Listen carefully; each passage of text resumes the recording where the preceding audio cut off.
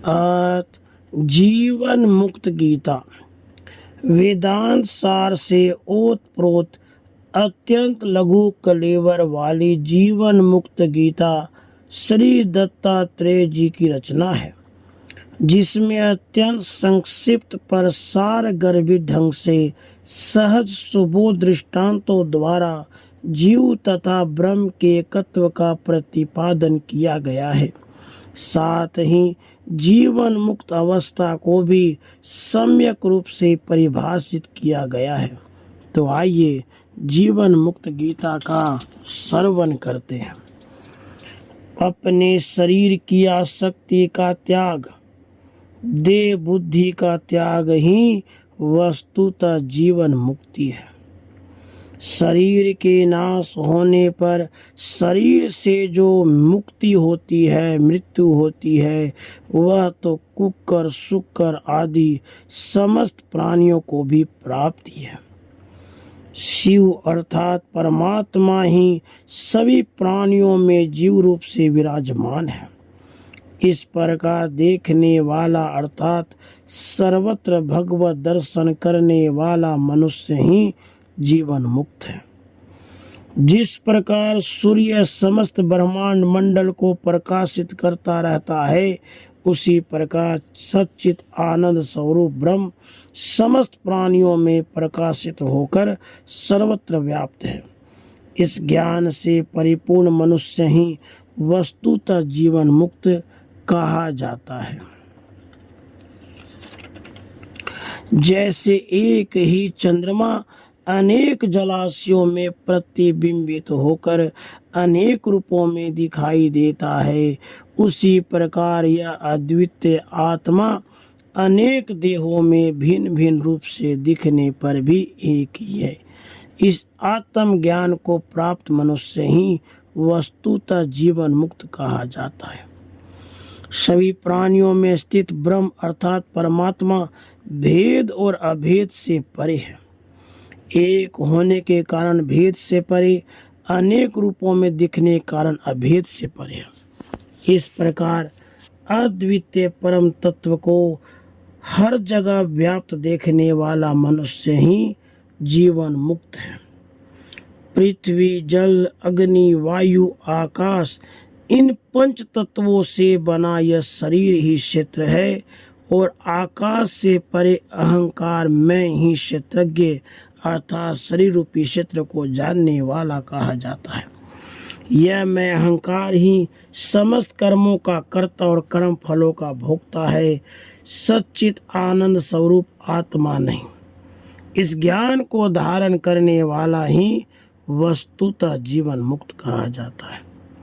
ध्यान से भरे एकाग्र चित्त वाला और कर्म इंद्रियों की हलचल से रहित अद्वितीय आत्म तत्व में लीन ज्ञान ही वस्तुतः जीवन मुक्त है। जो मनुष्य शोक और मोह से रहित होकर यथा प्राप्त शरीर धर्म का पालन करता हुआ कर्म करता रहता है और शुभ अशुभ के भेद से ऊपर उठ गया है, ऐसा ज्ञान ही वस्तुतः जीवन मुक्त है। शास्त्र विहित कर्म के अतिरिक्त जो अन्य कुछ नहीं जानता, कर्म को ब्रह्म स्वरूप जानता हुआ संपादित करता रहता है, वही वस्तुतः जीवन मुक्त है। सभी प्राणियों के हृदयाकाश में व्याप्त चिन्मय परमात्म तत्व को जो जानता है, वही वस्तुतः जीवन मुक्त कहा जाता है। प्राणियों में स्थित शिव स्वरूप जीवात्मा अनादि है और उसका नाश नहीं हो सकता। ऐसा जानकर जो सभी प्राणियों के प्रति वैर रहित हो जाता है, वही वस्तुतः जीवन मुक्त कहा जाता है। आत्मा ही गुरु रूप है, विश्व रूप है। इस चैतन्य आकाश को कुछ भी मलिन नहीं कर सकता। भूतकाल और वर्तमान दोनों ही काल में अंश होने से एक ही है, दो नहीं। जो ऐसा जानता है, वही वस्तुतः जीवन मुक्त कहा जाता है। अंत ध्यान के द्वारा जिसे ज्ञानी जन देख पाते हैं, वह मन कहा जाता है। उस मन को सो अहम वह परम तत्व मैं ही हूँ की भावना में जो विलीन कर देता है, वही वस्तुतः जीवन मुक्त कहा जाता है। उच्च ध्यान में स्थित होकर जिस चैतन्य का दर्शन योगी जन करते हैं, वह मन कहा जाता है।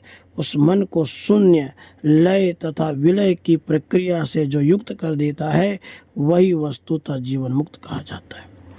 मन को ध्यान से लय करके जो नित्य अभ्यास में लगा रहता है और जिसे यह ज्ञान हो गया है कि बंधन और मोक्ष दोनों को ही सत्ता वास्तविक नहीं है, ये सब माइक है, वही वस्तुतः जीवन मुक्त कहा जाता है। स्वभाव सिद्ध गुणों से रहित होकर ऊपर उठकर जो एकांत में मग्न रहता है वह ब्रह्म ज्ञान के रस का आनंद लेने वाला ही वस्तुतः जीवन मुक्त कहा जाता है।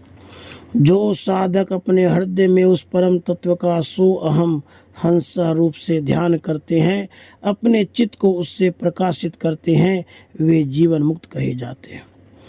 अपनी आत्मा को शिव शक्ति रूप परमात्म तत्व जानकर और अपने शरीर तथा ब्रह्मांड को समान जानता हुआ जो हृदय स्थित मोह को चिदाकाश में विलीन कर देता है वही वस्तुतः जीवन मुक्त कहा जाता है।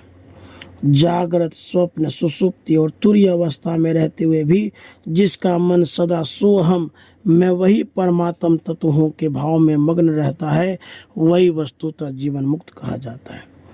मैं वही निराकार ब्रह्म हूँ, इसी सोहम ज्ञान धारा में जो उसी प्रकार निरंतर स्थित रहता है जैसे पिरोई गई मणिमाला में सूत्र निरंतर विद्यमान रहता है वही वस्तुतः जीवन मुक्त कहा जाता है।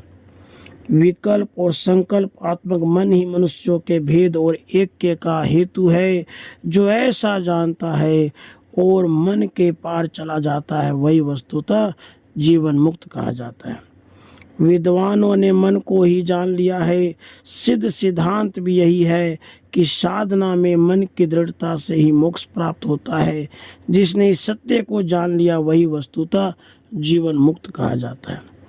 मन से अंतर्वृत्तियों का त्याग और बाह्य वृत्तियों की उपेक्षा करने वाला योगाभ्यासी श्रेष्ठ है, किंतु अंत और बाह्य दोनों वृत्तियों का मन से त्याग करने वाला ही वस्तुतः जीवन मुक्त कहा जाता है। इति श्री मद्दत्तात्रेय कृता जीवन मुक्त गीता संपूर्णा। राधे कृष्ण।